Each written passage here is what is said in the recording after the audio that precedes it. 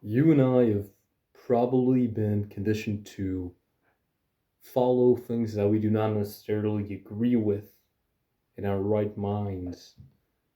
The best example of this would be binary gender structures, like being born as either male or female, making you agree to liking a certain color,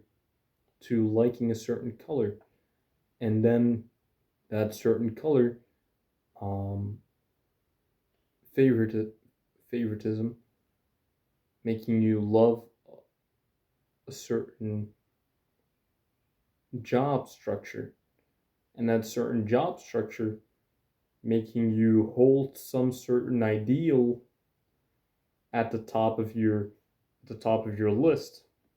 So the best example of this would be like, let's say I'm gonna take my own example. You're born as a guy, right? Now you're born as a guy, and the only thing that gets pushed through, not only by the people around you, but also by media, because media is really the big organizer of society, is that you need to like blue, or you need to like traditionally masculine colors, right? So you watch Paw Patrol. They're gonna tell you to watch. They're gonna tell you if you're a man, they're gonna have male voice actors to for the male oriented jobs. If you're a guy, you need to like Marshall, which is the fire guy, which is a red, or you need to like blue, and then blue signifies the police, obviously, and maybe orange, maybe, which is Zuba, and that's gonna be, which also has a little bit of blue in it. Maybe green, which is more for like ecological reasons. But green also signifies the army, right? So green also signifies the army when you grow up. Um, and then you learn, okay, all of these jobs, what do they really mean, right? Because obviously everything has an ideal pushed behind it. For example, you're not going to get to a sales job just because it makes money. You're going to be like, oh yes, this product saves human lives, right? So the police, the fire officers, the army, what's their motive? They would probably say our motives are protecting people, saving lives, and that's probably about it. Yeah, and then decreasing terrorism, maybe something along those lines. And so these are going to be your ideals for as a man, right? Which would be self-sacrifice, protecting others, um, in a normal Western culture. Of course, this is a very Western oriented video. Um, and then you grow up, right? So it goes from you growing up as a man to you being fed a certain color, to you being pushed certain messages through media, to you getting a certain job, to you getting um maybe falling out of the loop, and then whatever, right? Now here are some things to sort of counter this, right? Number one, gender is a social construct. A lot of people say this, right? But I mean it in the sense that, okay, you have people that fall in and out of gender. Um, and another thing that really annoys me, this is to fall out of it. Another thing that really annoys me is that like transgender people that act a certain way, or I'm gonna take transgender women as an example, right? They act in a certain way that supports the misogynistic view of what women look like, or what of or how women should act, right? I'm sure you know what I mean. So what I mean in this sense is not all of them, obviously. Some transgender women act in a way that's like very frilly, very 1930s way, very 1930s housewife way, um, that sets the woman back. I hope that makes sense.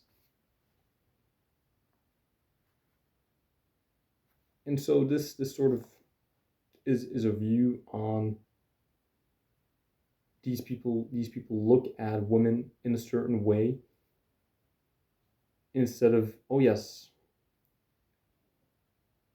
this is a role that serves a function in society, instead of this is what I feel like, right? And my role in society is to act like this, which is a messed up way to think about yourself, as simply a cog in a machine. Because really, it's the other way around, where that everybody seems to serve you. Another thing that's also interesting is that colors are also man-made, in the sense that, okay, yes, of course, you can see shades, maybe, or you can see reflections of light that seem to have waves. Um, but what I mean is, the names that are given to certain colors cannot really be names. What you call white is really an approximation of what someone else considers gray, for example. And even then, some animals, right, they see a much wider spectrum of colors. And so it's not fair to say that rose is rose, because it could be brown for all you care, or it could be closer to black, which black probably doesn't exist in most cases, as it's a mix of colors. And so what I'm getting at is that humanity is lost, which is, oh my god, it's so crazy, dude. You're such a enlightened teenager, right? You're such an enlightened teenager for saying that people are lost and they're trying to find their way. But what's your solution, right? What's the big solution to all of this?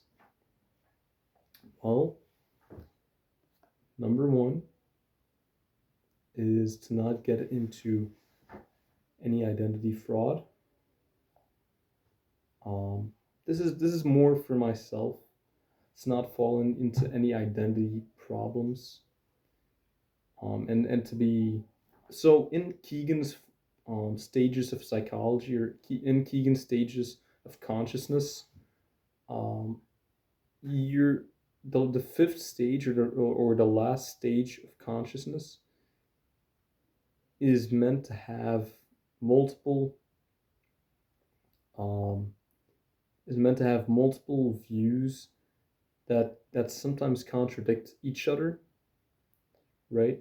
So, for example, you can say that you have some the democracy beliefs, but also some anarchy beliefs, um, and some monarchy beliefs, so long as, right, you know when to use them, because you realize that you don't need to have a strict regimented world. Now, I'm going to say this in the nicest way possible, but a lot of people that I've met, or a lot of people that I met that have issues with this seem to be autistic individuals that have a very universal world, which is my issue with Kant, right? So Immanuel Kant, his problem was that he saw the universe as an unbreakable, unshatterable worldview. So you can't break out of it. And he saw this, which is rather the third stage of consciousness. He saw that there was a one-way rule, and the universal truths. I'll make a new video about it maybe, if anybody's interested. Probably not. I have like 7 subscribers. Who cares? But yeah, um, I'll make a video anyway. Bye bye.